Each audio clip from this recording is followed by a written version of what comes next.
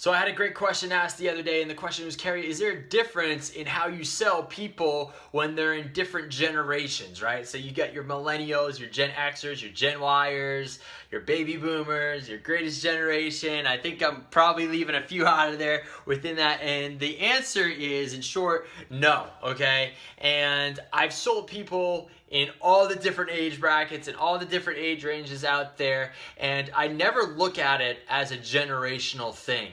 I treat people as people and treat them that each individual person is going to have individual differences. So you're just going to ask them questions, try to figure out specifically what that person is trying to solve, right? And really look at it that way versus looking at the generation thinking, oh, this guy's a baby boomer, he's going to want X, Y, and Z. Because it can really depend, right?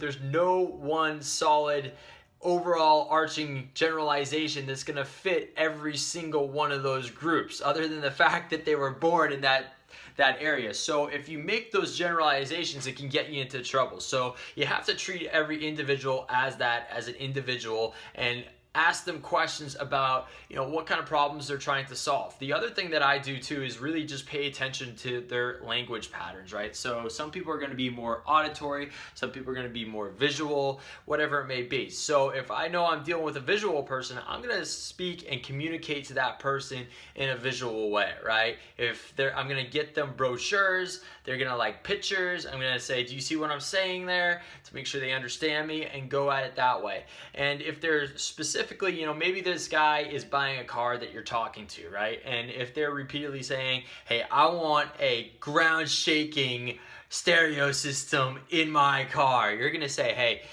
let me show you this car. Check out this ground shaking stereo system right there, right? So you're communicating to them in ways that are important to them. You're communicating to them in ways that also are going to solve their problems, right? Using their own language and just showing them how you're going to help them get what they're going after with the product and or service, right? So that is the way I go at it in terms of selling people from different generations. I treat it the same, right? And again, there could be overarching themes between each one of the generations, but again, I've never really noticed that. People are people, they're trying to solve different things, and a lot of the time I'm dealing with entrepreneurs who are kind of a little bit different from everybody in their generation anyway, so it's different that way. But I always say you got to go with the individual person, really just look at what's important to them, because no matter what, in any generation, you're always going to have the people who are different from all the others out there, right? And most people consider themselves different from all the other people out there too. So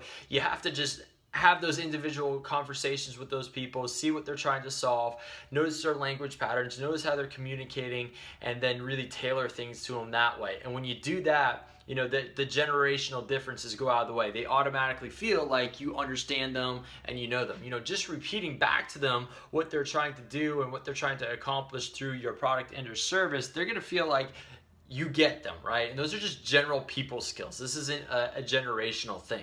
So when you go at it that way, people are going to naturally like to connect with you, and it doesn't matter what generation you are from. So you just have to be aware of these things, use those language patterns with those people, repeat what they're saying, and just show genuine interest in helping them out, and the generational thing goes away. And most of the people I've sold have been out of my generation. I'd say most of them have been baby boomers, and it's never been a problem. So this is Kerry Sullivan with another howtokickassinsales.com tip of the day, and I'll catch you on the next one. Bye-bye.